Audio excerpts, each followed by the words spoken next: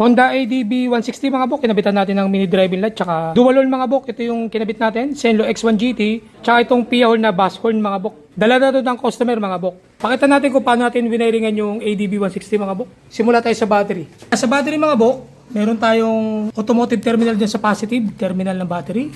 Ayun, tapos nakahinang yan. Paglabas yan mga bok, ito na yan, may dalawang fuse box. H, horn, MD mini driving light, para hindi nagagawa ng kuryente. Sa negative, ganun din. Meron tayong automotive terminal, tapos nakahinang. Tapos black wire ginamit natin para color coding mga bok. Pag black, negative sa atin yan. Paglabas yan sa battery mga bok, ito na yan. Ito yung dalawang wire ng positive, ito yung sa negative. Nagsama yan dito. Pumasok sa insulator hose. Paakyat, doon mga bok. Kung saan yung gapang ng wire ni Honda, doon tayo tumabi para malinis yung resulta mga bok. Papunta yan sa mga relay natin, denso relay ginamit natin. Ito naman yung balas ng mini driving light ni sir. Papunta yan dito mga bok sa switch. Domino switch, tsaka sa passing switch natin. Yan mga bok. Naka-insulator hose din yan. Ayan, gumapang. Yan yung wiring natin mga bok.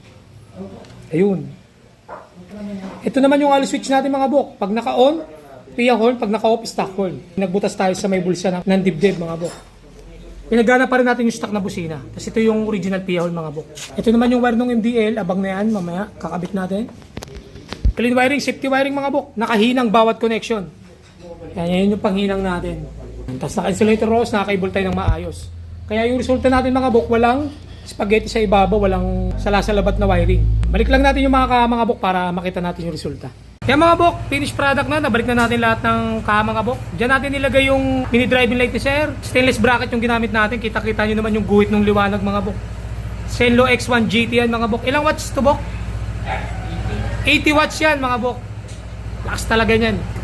So pakita ko sa inyo yung function mga bok. So patay muna natin. Yan yung headlight ni ADB 160. Low, high.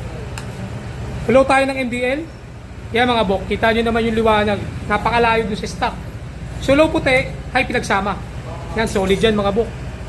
Di niya pwede gamitin niya pag may kasalubong. Pabubulag talaga yung mga bok. Pwede mag-cause ng disgrasya. So passing tayo. Passing natin, dilaw lang. Low tayo, may passing pa rin yan mga bok. Okay, busina tayo mga bok. Dito natin ilagay yung halo switch. Yan, off muna natin. Yan, pag hindi nakalubog, stock horn lang tayo. On natin. Ito na yung Pia horn na binili ni sir, yung base Pia horn. Ayan, base. Ayan, first time natin magkabit ng ganyan mga bok. So, mabase siya mga bok, hindi siya katulad nung yung usual na Pia horn na matining. Ito medyo mabase. Yun, para siyang pangkotse na mabase. Ayan mga bok. Tapos lumiliwanag din niya yung switch mga bok. Tuwing pipindutin niyo yung loud horn. Okay, sumasabay. Clean wiring, safety wiring mga bok. Yan yung bagong labas pala ng ADB. Yung matte green, ang ganda mga bok. Angas. Sa mga gusto magpagawa mga bok, message lang kayo, Motobok Garage Facebook page para ma-schedule natin mga papagawa nyo mga bok. Alright?